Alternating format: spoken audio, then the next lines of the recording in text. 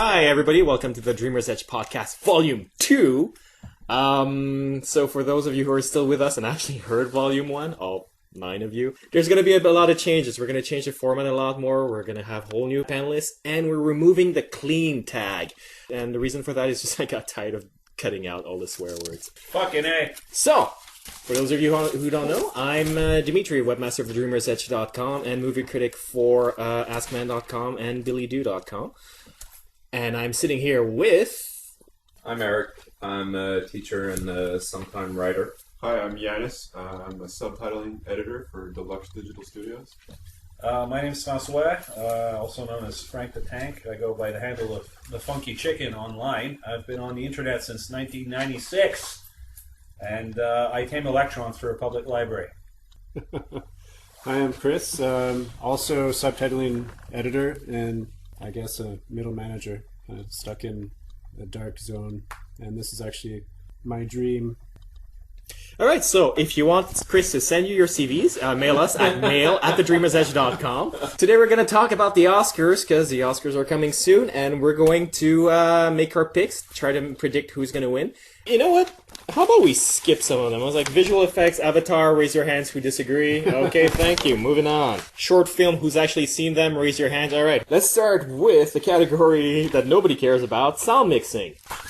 Are you serious? I'm totally starting with sound mixing. Circling it. Yeah. We have Avatar, Hurt Locker, Inglourious Bastards, Star Trek, and Transformers Revenge. Oh my god, Transformers is nominated for an Oscar. How is That's the only thing it's going to get nominated for. Oh, man. Alright, It's embarrassing. let's start with you, Frank. Who do you think is going to win for sound mixing? Hurt Locker, damn it. Hurt Locker? Lots of explosions.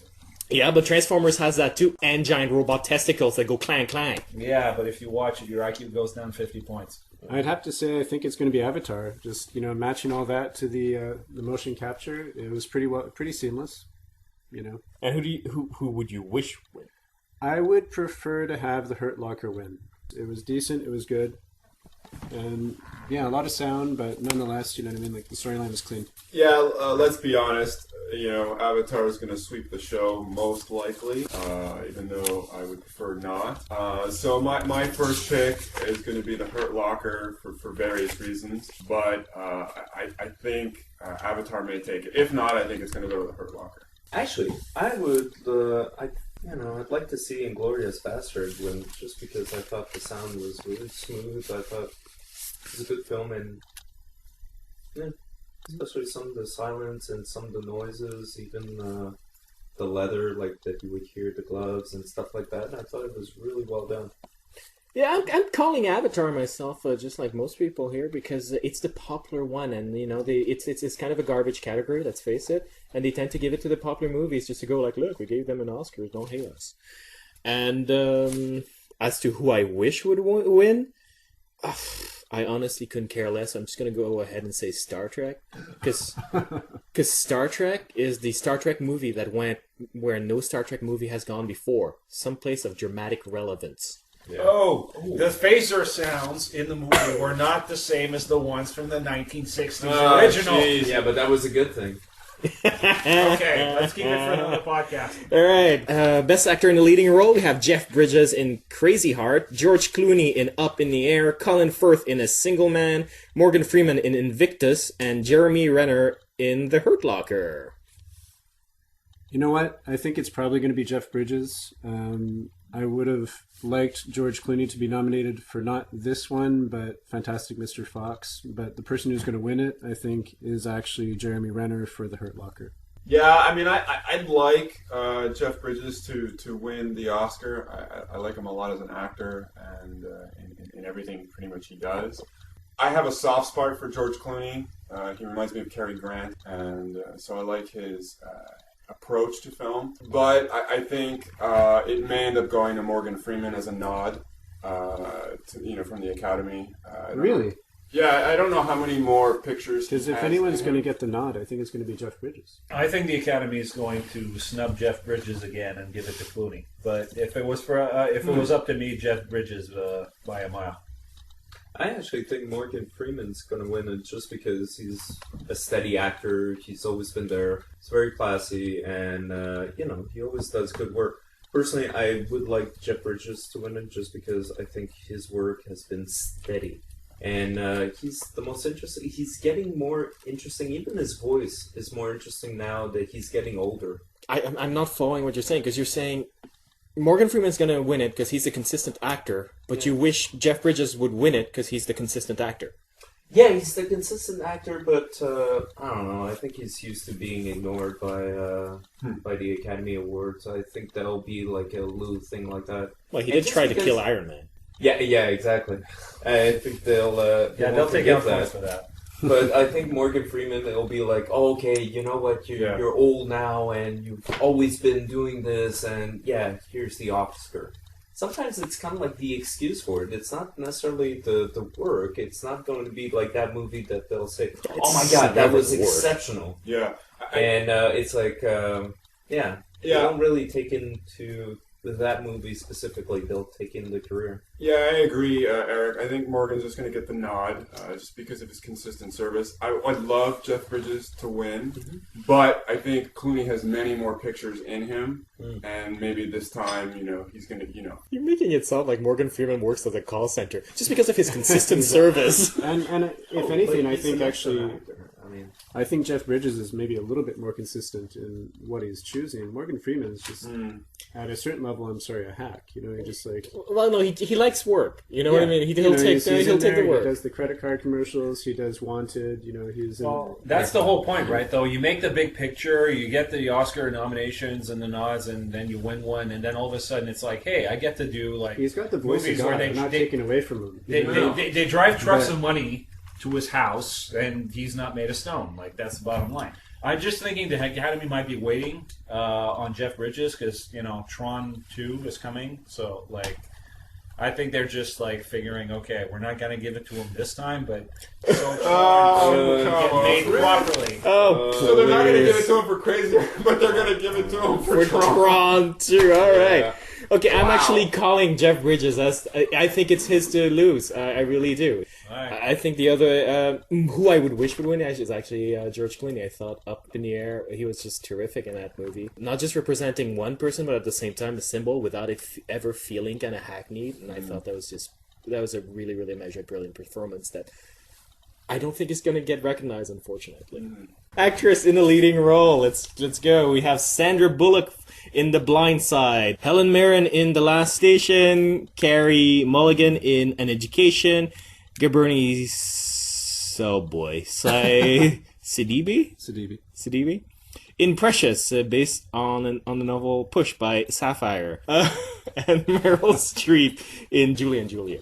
I think Mirren and Streep have a subscription to Oscar nominations at this point. 18 nominations. But I think that the Academy this year will have a soft spot for Sandra Bullock. It's her only nomination. It's going to be her only nomination. And she's got that wholesome one. Yeah, I don't care for Sandra Bullock, frankly. and though I have a friend of mine who... she drove a bus, man. She belongs in the same place that her co-star for that film is, in The Matrix. But, Good God, that was a forced joke right there. Because I was waiting, I'm like, where does she belong? All right, forgive me. But, I don't know. Sandra Bullock, frankly, if she wins it, she obviously waters down the category from this point forward. But I have a friend of mine who would love for her to win the Razzie and the Oscar in the same year, because I think that would be kind of... I think that's it. I think that the shadow board that pulls the strings and puppet strings of the Oscar Academy, and indeed the entire Western world is basically rooting for Bullock this time. You mean the Dharma Initiative? Yes. Well, I don't know. I think for the same reason that we've got 10 movies this time, and the same reason that we've got the exact same number of nominations for Avatar and Hurt Locker, the Academy does want a certain level of drama, so I like the idea of the fact that maybe they're actually going to give the nod for Bullock because of the Razzie aspect, but I still can't see it. I don't know. I just... You think Streep has it? I admit I liked her section of that movie better than the other side, but I think she's reached the point in her career that pretty much everything she does really, really well. I don't think it was necessarily a very difficult role for her to do. And I think if I had to choose somebody, it would actually be Carey Mulligan. She really impressed me in Education. Now, Streep, correct me if I'm wrong, does she have the Oscar yet? 2 wins. 2 wins for 18 nominations? So there's a chance it might slip through. I agree with Chris. I liked her section of the movie. You close your eyes, it's Julia Child. Frankly, when I close my eyes, do I want to imagine Julia Child? I don't think so. Real women have curves. You're talking to a guy who loves curves, all right? But yeah, I just think that, giving it to Sandra Bullock, like I said, I think that's going to set the bar low from here on in. Oh, really? Really? Because, Halle Berry winning it. No, that... We're not going to get into that. That's the thing. That's the thing about the Oscars, right? Like, is Meryl Streep a better actress than Sandra Bullock? Absolutely. But I think that, I don't know. I think the stars are right. I think Relay will rise from the seas, and I think Sandra Bullock will win the Oscar.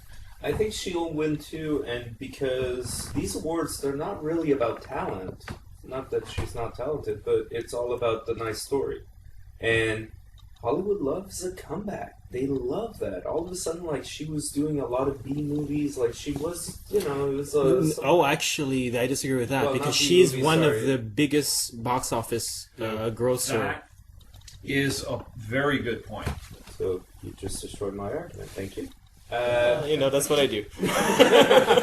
You know what? I think Eric, bang on. I think he's absolutely right. I think she will get the nod, actually, because of this. Hollywood loves to reward wholesomeness. Yeah. And we're in the midst of, a challenging time.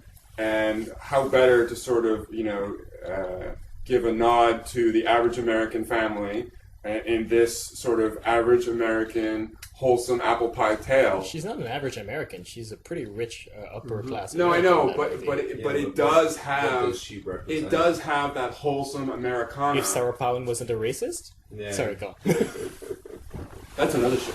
But yeah, I think you're right. I think the stars are aligned, and she will get it for that reason. When people see her in that role, they think like, oh yeah, football challenge, and of course, some of the sort of racial framework of the film is very American in that context, and I think the Academy will say like, congratulations. Yeah, I agree with y'all.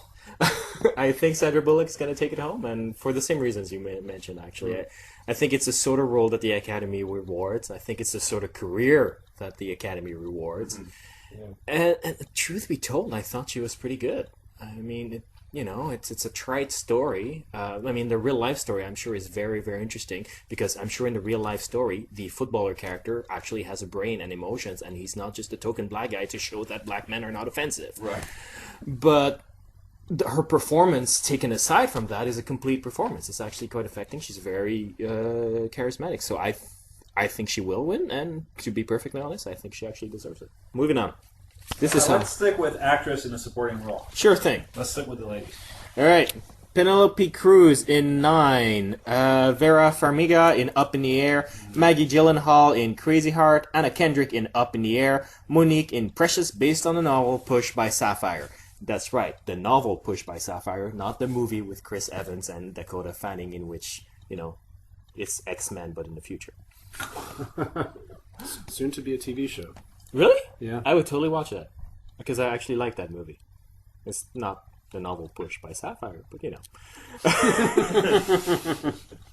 Alright, so who do you think is going to get it? I would say Penelope Cruz. Like, I don't know. For 9, really? Yeah. Come on. I would like it, just because I'm like, hey, come on, sing a song. Yeah, I don't know about that, Eric. Yeah.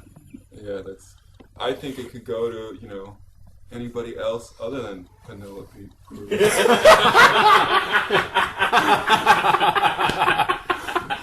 do you think, Frank? I've got a soft spot for Maggie, so I'm going to go with Maggie. Crazy Heart. I have to admit that I haven't watched Precious, based on a novel Push. Almost because the title really just bugs me. But that's because they cut it short, because it used to be followed by Curse of the Black Pearl. Yeah, exactly. Regardless, I think Monique's going to get some attention for it, just because her name keeps popping up in the media. I really can't speak to the performance. I haven't watched it. People I'd like to win though would be Vera Farmiga from Up in the Air. I'm totally with you. I want Vera Farmiga to win for Up in the Air. It's my favorite performance of all the performances in there. I thought she was just phenomenal, and I agree as well that I think Monique's going to win.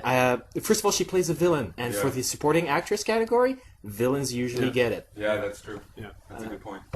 They're the most fun. Documentary feature. We're not going to do short subject. Burma VJ, The Cove, Food Incorporated, The Most Dangerous Man in America, Daniel Ellsberg, and The Pentagon Papers, The Curse of the Black Pearl. Which way home? Obviously speaking to the fate of documentary film, but I've only seen two of these. The Cove, I think, got the most attention, and I do think it's maybe the best picture, I guess, of the two I've seen. The other one being Food Inc. So I go for The Cove. It's a subject that a little bit closer to my heart, I guess. Pentagon Papers, by a mile. Political intrigue in documentaries, seriously, Oscar material. I think Which Way Home is actually going to take it. Moving on.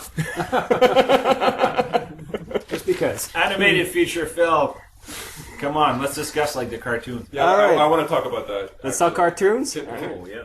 Coraline, Fantastic Mr. Fox, The Princess and the Frog, The Secret of Kells, and Up. I've heard a lot of really good things about The Secret of Kells, but I haven't seen it yet. I haven't either. Yeah, I have. Yeah. I would go for Up, but for this category, I'm going to go for Fantastic Mr. Fox. Coraline, I thought, didn't work fully as a film. It was kind of episodic in a way. There's some really brilliant scenes, some beautiful imagery. Constantly kind of shaking my head, saying, "How did they do this with stop motion?" The 3D I found distracting. That's just me. But the storyline itself, I found up and down. It's a young adult novel. If you haven't read it, it's good. I've read it, but it's just, it doesn't quite flesh out to a film for some reason. It's weird though, when I read the Neil Gaiman book, I always imagined her younger than the way they did them in the cartoon. I agree. Yeah. So for me, this one, I think it might end up being Up.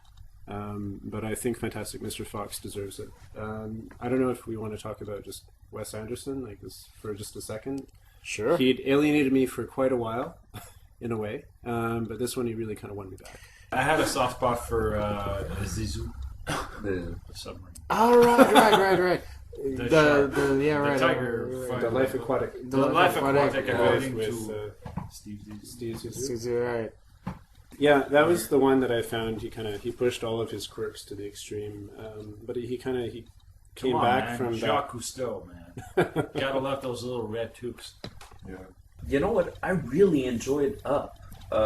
It's one of those films that I watched from beginning From to start to finish. Yeah, I know. Imagine that. Let me just say, you know what I mean? Like, I think Up might win in this category, but the reason I didn't really talk about it too much is because I really wanted to be Best Picture. Yeah, we can talk about that because there are things that occur in Up for an animated feature that I've never seen before or experienced before. And while I think, the stop motion and the art direction of Fantastic Mr. Fox and the voice work is phenomenal, there are things in Up that, Pixar is pushing it from year to year. They keep pushing the bar.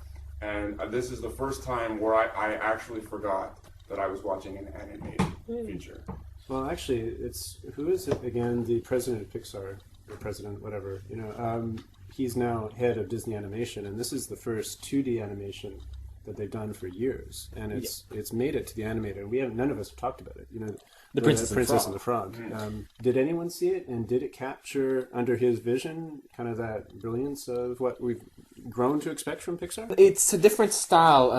Pixar always does movies that look like they're for kids but really address adults, and you can feel that was not the attempt at all with Princess and the Frog. It's more capturing the old Disney princess feeling that has long been lost, and I think it's totally worth recapturing. It's I can't think of any little girl who doesn't love at least one of those movies, and why not give the next generation that? Mm-hmm. I was gonna say I had a I really enjoyed Coraline when I saw it. Fantastic Mr. Fox is really, really, really good. Probably better than Coraline, but I think Up. Up. I mean, seriously, is. I'd love to see them win. I mean, aren't they nominated for Best Picture? They as are, well? totally. It'd be kind of interesting if they won both. But I think that they're going to end up giving it the Best Animated Feature to just clear a spot for the Best Picture. Yeah. Personally, well, those who visit the site know that I placed Up as my second favorite movie of the year, so you won't be surprised by the fact that I want it to win any in the category it's What's in. number one? Up in the Air. This was number one. Okay.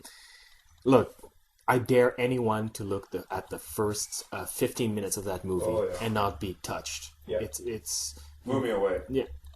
I mean, including the amazing work of Miyazaki, no one's ever reached that level of emotional impact in animation before Up. Yeah, there was that 23-second montage where they show the progression of their life together, and it left me speechless. And then I don't want to spoil it for our listeners, but there's a scene where they show a very human moment involving a mailbox, and for an animated film, especially an American animated film, to venture into the idea of hurt and loss left me speechless. I was working on the subtitles for the film while traveling, and I had an early version of the film on my laptop, and I watched it through on the plane, and that was the first time that I watched it, start to finish. I'd been working on bonus features, but I admit that I was actually teary-eyed, within the first reel of the film, which is just, any film, live action or not, you know what I mean? Like, it was just like, already you're engaged with the characters. It was just so real, it's just so hats off, Yeah, absolutely. As for who I think will win, Up. It's a Pixar movie. When does Pixar not win the Oscar? Unless they give the animated to Fantastic Mr. Fox and they give the Best Picture to Up. That would really be... That would be a heck of an upset, but we're not there yet. The Oscars have always left me surprised. I was going to say, surprised in a good or bad way? It's hit and miss. Hit and miss. Wow, that's a total non-answer. In a bad way. In a bad way. All right. And the perfect lead-in to a foreign language film. We got Adjemi from Israel, The Milk of Sorrow from Peru, A Prophet from France, The Secret in Their Eyes from Argentina, The White Ribbon from Germany. I'm surprised Avatar isn't here too, but but I go for The White Ribbon. I admit it's the only one I've seen. It's also the one that's nominated for Best Picture. A prophet, c'est-à-dire un prophète, because it's from France. Yeah, and whatever's from France must be good, right? Yeah. Okay, I mean, come on, High Tension was terrific, wasn't it? I have a soft spot. Makeup. Only 3 nominees. Il Divo, Oh, God. Star Trek. I'm waiting for Frank to go, oh God. I will actually pick Star Trek over Il Divo and the Young Victoria because, well, seriously, they had a green chick in the movie. I mean, there you go. Yeah, but come on, it's... She's green, man! Yeah, who cares? Yeah, exactly. Don't touch her. Yeah, but it's Rachel Nichols who's in green, and I'm sorry, at this point, she's a special effect, not a makeup. Yeah. And who cares? I mean, I didn't find the makeup in Star Trek to be particularly striking or remarkable in any way. I just thought it was a science fiction film, so I'm not sure why it's being nominated. Well, you're saying that they had so much practice time with Spock in his ears, 40 it's years worth that. We've seen this before. It's generic science fiction makeup. I don't think. All I have to say remarkable is about I it. did not recognize Eric Dunn. I don't know, I thought he looked even less like himself in Hulk, but... Good point. Or was he looking bit like like Edward Kathy Norton on steroids? I've always wondered what happens if you get steroids to Hulk, by the way. All right, let's move on. That's Red Hulk. Oh! All right. Oh my God. Let's move on. Music, original score, Avatar, Fantastic Mr. Fox, The Hurt Locker, Sherlock Holmes, and Up. Avatar by a mile.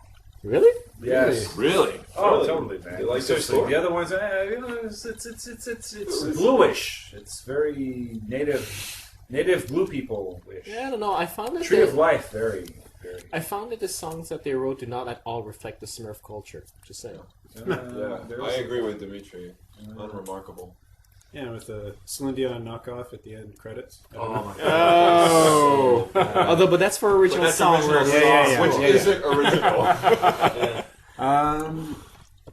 Yeah, I don't think Fantastic Mr. Fox is getting enough attention, so I'm going to put it in there. If anything, Wes Anderson's always really paid attention to the soundscape of his films, and I think he certainly did it in this case too. Up, also, again. See, I would agree. I think Up, as far as the music itself, like just for the score, I thought it hit all the marks. It was really good. It was well placed. Yeah, exactly. I agree with Up. I mean, that 15 minutes montage at the beginning showing a mundane life in all its romance without a word of dialogue. I mean, you don't get carried emotionally like that without a great score. Yeah, I think you're all wrong. All right. Next category. Music original song Almost There from The Princess and the Frog. Down in New Orleans from The Princess and the Frog. Loin de Paname from Paris 36. Take It All from 9. The Wary Kind theme from Crazy Heart from Crazy Heart. Really? I thought it was from Avatar.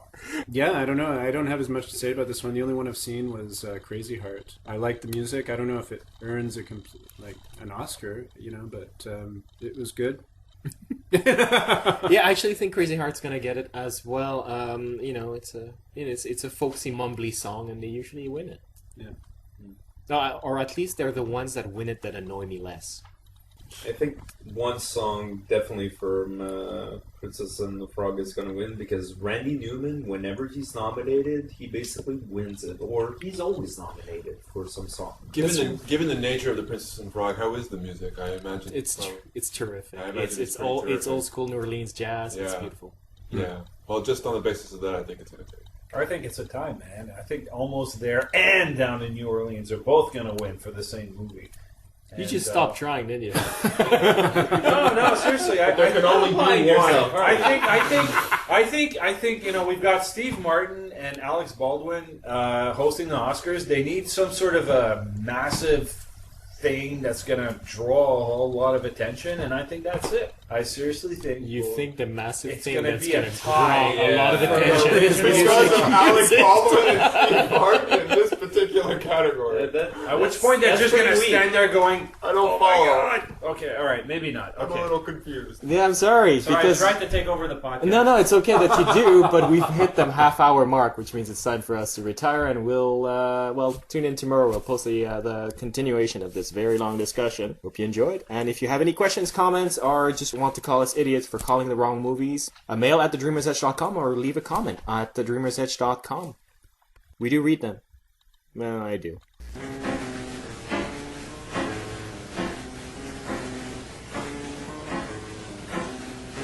Okay, we really need a new song.